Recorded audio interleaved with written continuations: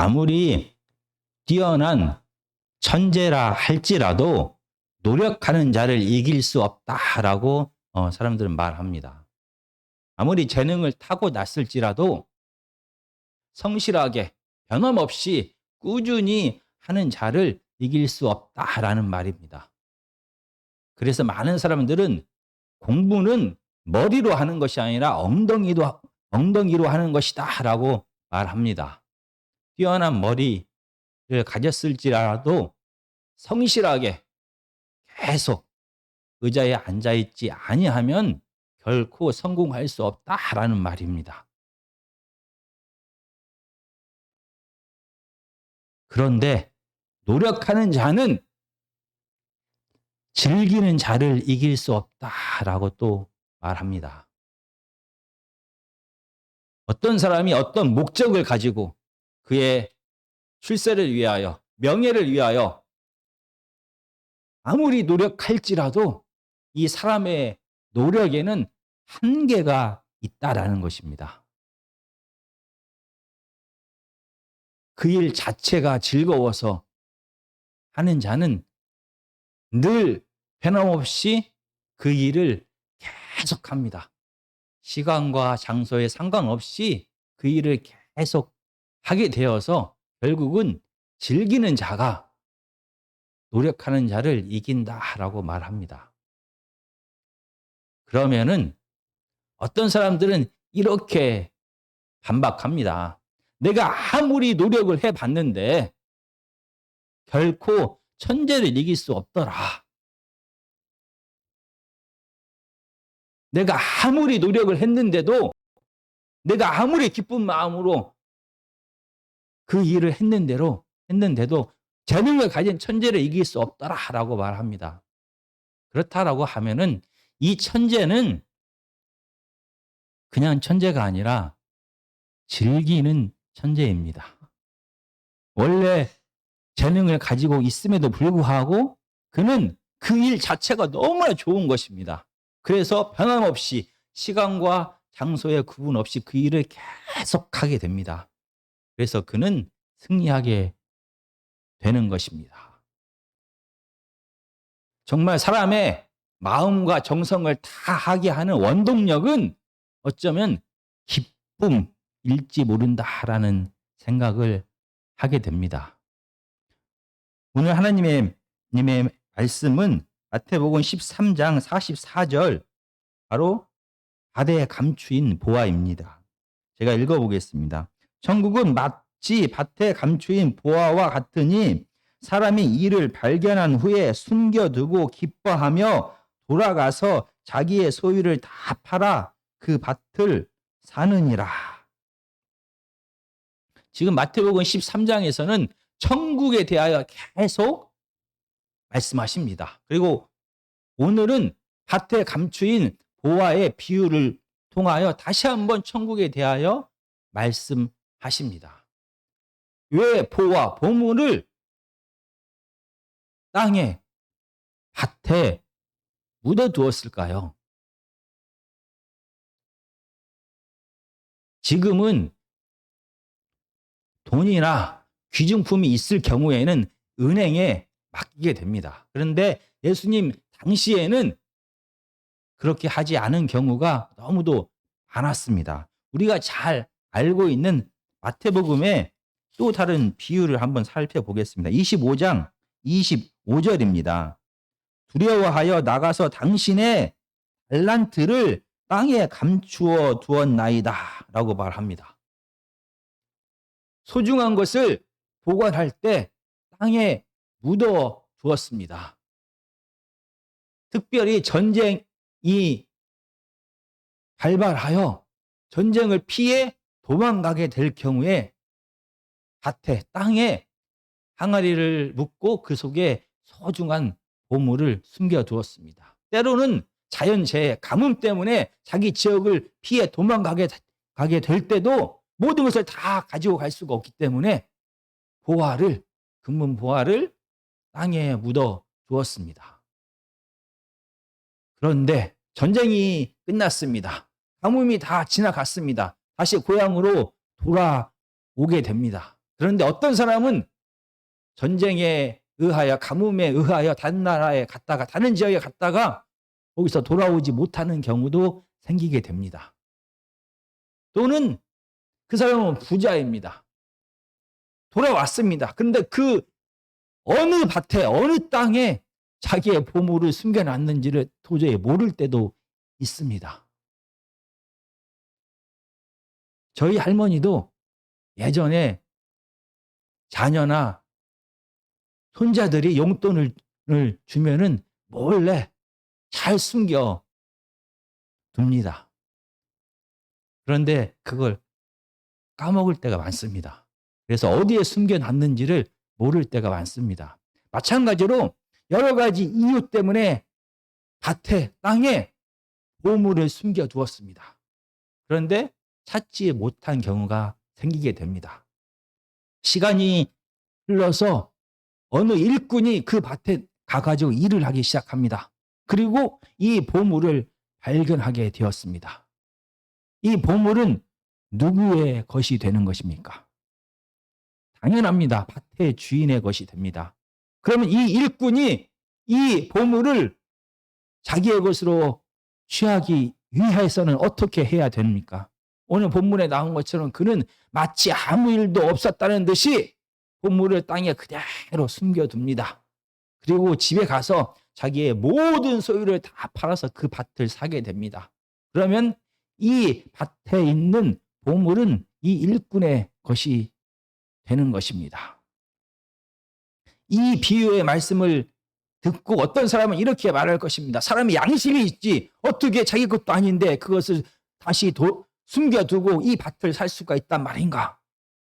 주인에게 말해야 된다라고 말하는 사람도 있을 것입니다. 그런데 만약에 이 밭에 감추어진 이 보물이 지금 밭의 주인의 것이 아니면 어떻게 합니까? 이 밭의 주인이 원래 보물을 숨겨 놓았던 그 주인이 이 밭 안에 보물이 있다는 것을 모르고 이 밭을 다른 사람에게 팔았을 수도 있습니다. 그러면 이 밭의 보물은 누구의 것이 됩니까?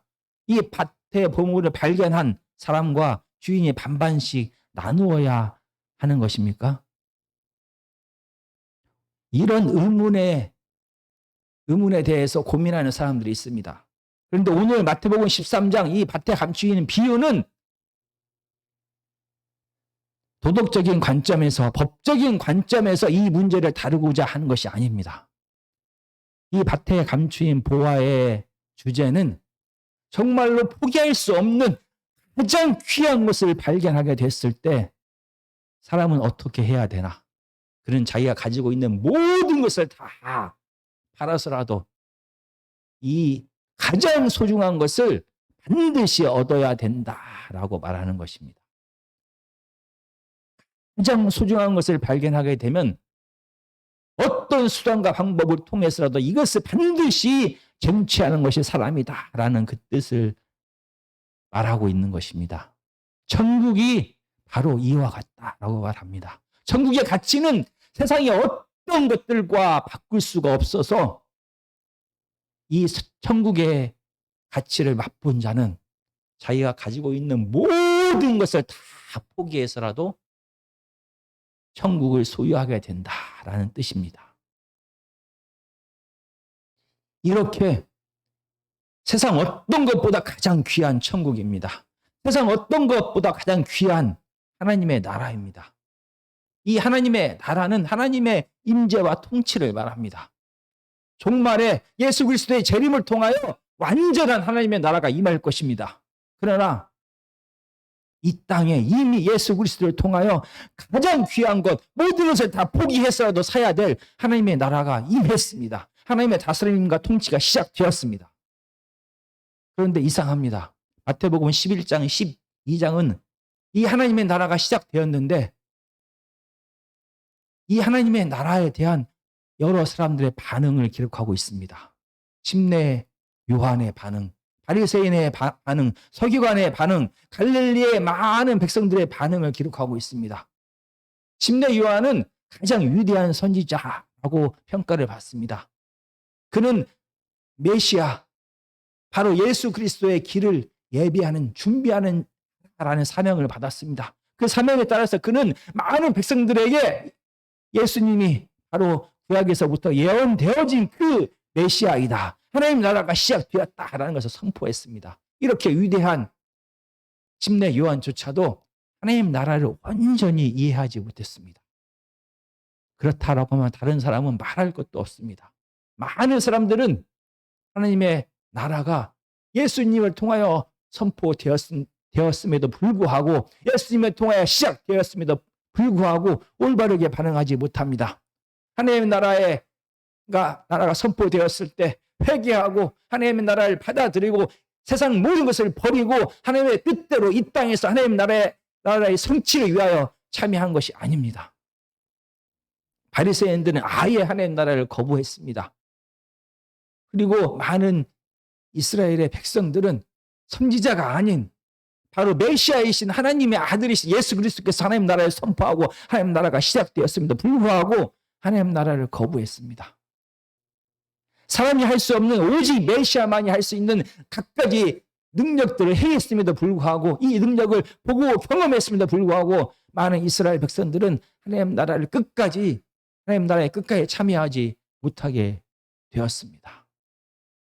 세상 어떤 것을 다 포기해서라도 반드시 참여해야 될, 반드시 취해야 할 가장 귀한 보물이 하나님의 나라라고 오늘 비유의 말씀 말합니다. 그런데 왜 많은 사람들은 가장 귀한 것을 맛보고도 눈으로 체험하고도 왜 그들은 하나님의 나라를 거부하고 있는 것입니까? 마태복음 13장은 여러 가지 비유를 통해서 계속해서 왜 하나님의 나라를 이스라엘 백성들이 거부했는지 그 이유를, 여러 가지 이유를 말합니다. 오늘 이 바다에 감추인 보화의 비유도 왜 하나님의 나라를 가장 소중한 모든 것을 다 포기하고도 반드시 참여해야 될 하나님의 나라를 거부했을까에 대하여 그 이유를 말합니다. 이 44절은 이 보화가 감추어졌다라고 말합니다. 겉으로 드러나 있는 것이 아니라 감추어졌다라고 말합니다. 이 마태복음은 계속해서 하나님의 나라가 감추어졌다라고 말합니다. 우리가 다시 한번 찾아보겠습니다. 마태복음 11장 25절입니다. 그때 예수께서 대답하여 이르시되 천지의 주제이신 아버지여, 이것을 지혜롭고 슬기 있는 자들에게는 숨기시고 어린 아이들에게는 나타내심을 감사하나이다. 마태복음 13장 33절 35절입니다. 또 비유로 말씀하시되 천국은 마치 여자가 가루 서말 속에 갖다 넣어 전부 부풀게 한 누룩과 같으니라. 우리가 지난 시간에 배웠던 것처럼 갖다 넣다, 이 넣다라는 말은 안에라는 접두사와 숨기다라는 이 단어가, 동사가 합쳐진 말입니다. 하나님의 나라는 누룩인데 바로 안에 숨겨졌다라고 말합니다. 그리고 13장 35절입니다. 이는 선지자를 통하여 말씀하신 바 내가 입을 열어 비유로 말하고 창세부터 감추인 것을 드러내리라 함을 이루려 하심이라. 창세로부터 하나님의 나라는 이렇게 감추어졌다라고 말합니다.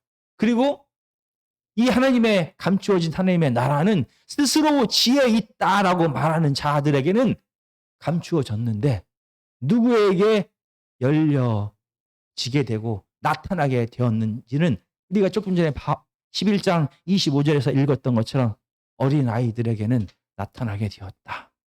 마태복음에서 어린 아이는 바로 제자들을 말합니다. 스스로가 내 힘과 능력으로 아무것도 할 수 없다고 말하는 자, 그래서 내가 가진 모든 것을 다 포기하고 예수 그리스도를 쫓아가는 자, 하나님의 나라를 받아들이는 자가 바로 제자들입니다. 이렇게 어린 아이와 같은 제자들에게만 이 하나님 나라가 열려지게 된다라고 말합니다. 오늘 이 바다에 감추인 보화의 비유, 천국의 비유도 마찬가지입니다. 일꾼이 밭에 나가서 일을 하게 되었습니다. 만약 그가 자기 밭이 있다라고 하면 그는 자기 밭에서 일을 했을 것입니다. 그는 자기 밭이 없는 자입니다. 그리고 이 밭 하나를 사기 위하여 그는 무엇을 팔아야만 되는 자입니까? 그는 자기 소유 전부를 다 팔아야만 이 밭 하나를 살 수 있는 자입니다. 이렇게 가난한 자입니다. 이렇게 가난하여서 스스로의 힘과 능력과 지혜로 살아갈 수 없는 자가 바로 이 보화를 발견했을 때 그는 이 보화의 가치를 알게 됩니다. 스스로 세상에서 자기의 힘과 능력과 지혜로 세상을 살아갈 수 없다라고 고백하는 자는 하나님을 만나게 되면 하나님의 가치를 알게 됩니다. 하나님이 얼마나 귀중한 분인지를 세상 모든 것을 통하여서도 다 나 자신까지 포기해서라도 반드시 하나님을 얻어야 되는 거다라는 것을 깨닫게 됩니다. 세상의 질서 속에서 아무리 재물과 사랑과 명예와 권력을 얻었다 할지라도 그 안에서 기뻐하지 못하고 그 안에서 감사하지 못하고 그 안에서 아무것도 얻지 못한 자가 하나님을 만나게 되었을 때 그는 하나님의 가치를 알게 됩니다. 하나님의 임재와 통치를 맛보게 되었을 때 얼마나 소중한지를 알게 됩니다. 그래서 그는 자기가 가지고 있는 모든 것을 다 포기하게 됩니다. 자기의 지혜와 경험과 자기의 가치와 가치관과 세상의 질서까지 다 포기하고 하나님을 찾게 됩니다. 하나님 나라에 참여하게 되는 것입니다. 이렇게 가장 소중한 천국의 가치를 아는 자가, 경험한 자가 모든 것을 포기하고 천국에 참여하게 됩니다. 그런데 우리가 한 가지 더 깊이 있게 살펴봐야 될 것은 이 마태복음 44장 천국의 비유, 밭에 감추인 보화의 비유에서 사용된 모든 동사는 현재형으로 다 사용하고 있습니다. 씨 뿌리는 자의 비유에서 모든 동사가 현재형으로 사용되었습니다. 그래서 하나님의 말씀을 받는 자, 천국의 복음을 받는 자의 마음의 상태는 고정된 것이 아니라 영원한 것이 아니라 현재형인 것입니다. 변할 수 있는 것입니다. 지금 마음의 상태를 그대로 드러낸 것입니다. 그래서 반복적으로 하나님에 대하여, 하나님의 말씀에 대하여, 천국에 대하여 열려져 있어야만 그가 옥토밭이 되는 것입니다. 모든 것을 포기한 제자들조차도 때로는 돌밭과 같이, 바리새인들과 같이 하나님에 대하여, 예수님에 대하여, 천국 복음에 대하여 마음이 닫혀질 때가 있었습니다. 모든 것을 포기한 제자들조차도 항상 마음이 옥토가 되었던 것이 아니라 많은 무리들처럼 고난 앞에서 하나님을 떠나고 예수님을 떠나고 가시떨기가 되었던 적이 있습니다. 그래서 매일매일의 삶 속에서 우리 안에 있는 이 돌밭과 가시밭을 갈아엎어 없는 역사, 성령의 매일매일의 임재의 역사가 있어야만 하는 것입니다. 마찬가지입니다. 한번 천국을 소유한 자, 계속 하나님의 나라를 소유하는 것이 아닙니다. 한번 천국의 가치를 발견한 자, 계속 하나님의 나라의 가치를 깨닫는 자가 아닙니다. 매일매일의 삶 속에서 그는 하나님의 가치를 깨달아야만 하는 것입니다. 하나님의 임재와 통치를 통하여서 하나님의 임재와 통치가 가장 귀한 것이고 어떤 모든 것을 다 포기해서라도 결코 포기할 수 없는 가장 귀한 것이라는 것을 매일매일 깨달아야만 되는 것입니다. 그리고 매일매일 자기가 가지고 있는 모든 것들을 다 포기해야만 되는 것입니다. 내 생각과 내 경험과 내 지혜와 내 가치와 세상의 가치관들을 다, 세상의 질서들을 매일매일 포기하면서 매 순간 매일마다 하나님의 나라를 사고 하나님 나라에 참여하고 하나님의 뜻을 행하는 자가 되어야 되는 것입니다. 그가 바로 천국을 소유한 자는 이렇게 매일매일 천국의 가치를 아는 자이고 매일매일 천국의 가치를 알기 때문에 모든 것을 포기하는 자이고 그 모든 것을 포기하고 하나님의 뜻을, 하나님의 질서를 하나님의 뜻대로 이 땅을 살아가는 자가 되는 것입니다.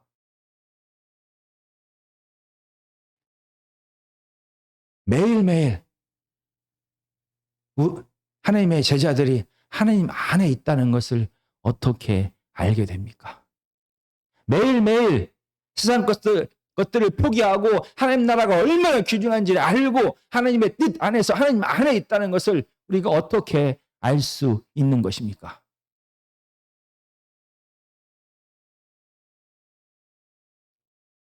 다시 맨 처음에 했던 이야기를 다시 하려고 합니다.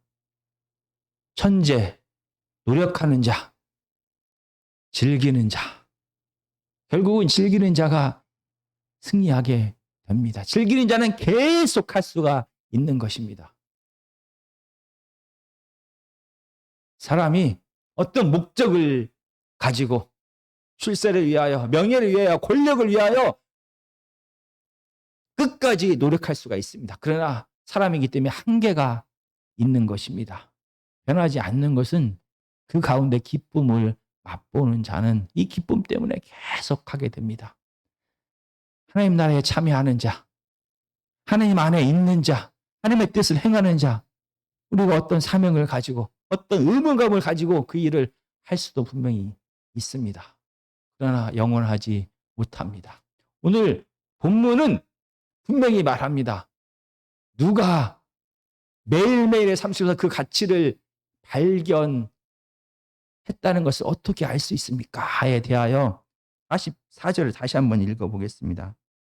전국은 마치 밭에 감추인 보화와 같으니 사람이 이를 발견한 후 숨겨두고 기뻐하며 돌아가서 자기의 소유를 다 팔아 그 밭을 사느니라. 천국의 밭 가치를 발견했을 때 누리는 맛보는 기쁨이 있습니다. 이 기쁨을 맛본 자는 계속 하나님 안에 있기를 원합니다. 의무감 때문에 그 일을 하는 것이 아니다라는 것을 어떻게 알 수 있습니까? 그 안에 기쁨이 있는가를 보면 알게 됩니다. 하나님 안에 있는 기쁨, 하나님 안에 누리는 기쁨이 있으면은 그는 지금 하나님의 가치가, 하나님 나라의 가치가 어떠한지를 알고 있다라는 것입니다. 그래서 그는 이렇게 기쁨을 아는 자는 모든 것을 포기하고 이 하나님의 기쁨을 놓치지 않을 것입니다. 마태복음에서 복이란 무엇입니까? 헬라 문학 속에서 복은 신들이 누리는 행복을 복이다라고 말합니다. 마찬가지입니다. 마태복음에서도 복은 무엇입니까? 바로 하나님과 함께하는 기쁨과 행복을 복이다라고 말합니다. 신들의 기쁨에 참여한 자, 그런 자들의 마음의 상태를 복이다라고 말하는 것처럼 하나님과 함께하는 자, 하나님의 임재와 다스림을 경험하고 그 안에서 맛보는 기쁨과 행복을 복이다라고 말합니다. 하나님으로 인하여 하나님과 함께하는 하나님의 다스림을 받으면서 맛보는 이 기쁨을 매일 맛보는 자는 이 기쁨을 절대 포기할 수가 없습니다. 그래서 자기의 지혜를 내려놓고 경험을 내려놓고 자기의 방식을 내려놓고 자기의 모든 것을 내려놓고 하나님을 찾게 되고 하나님 나라에 참여하게 되는 것입니다. 기쁨이 우리로 하여금 모든 것을 다 포기하고 하나님 나라에 계속 머물게 합니다.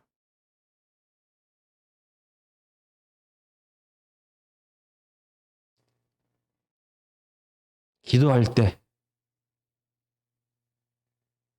기쁨이 있습니까? 하나님의 말씀을 묵상할 때 기쁨이 있습니까?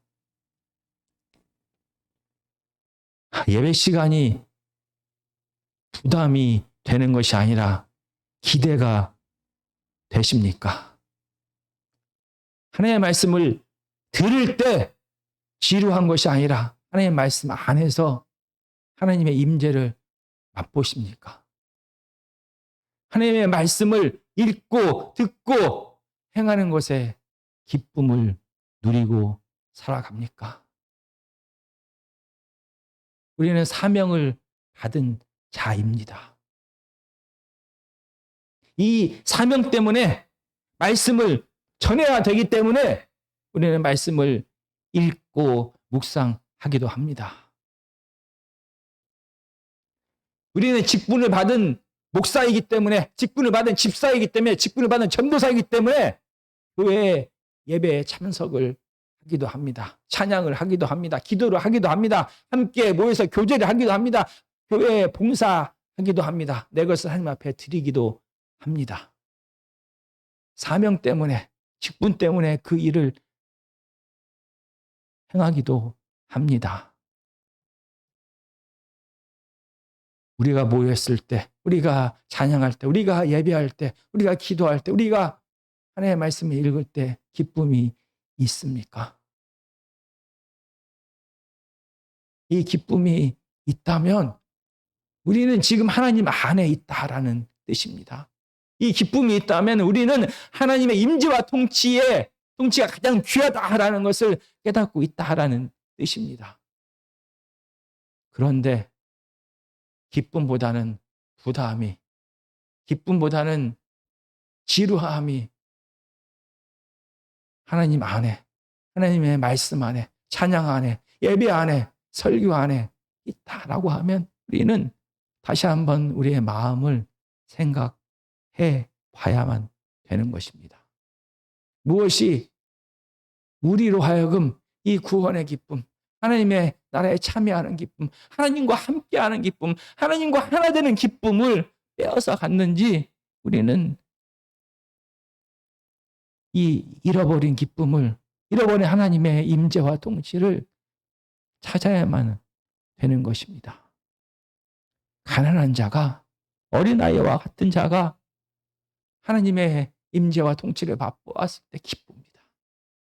세상에서 내 힘과 능력과 지혜로 살아갈 수 없다라고 고백하는 자, 세상에서 가난한 자가 보물을 보고 기뻐하듯이 이미 배부른 자, 이미 다른 것으로 다 채워진 자는 하나님의 말씀 앞에, 하나님의 찬양 앞에, 기도 앞에, 교제 앞에, 봉사 앞에, 예배 앞에 기쁨이 사라져 버립니다.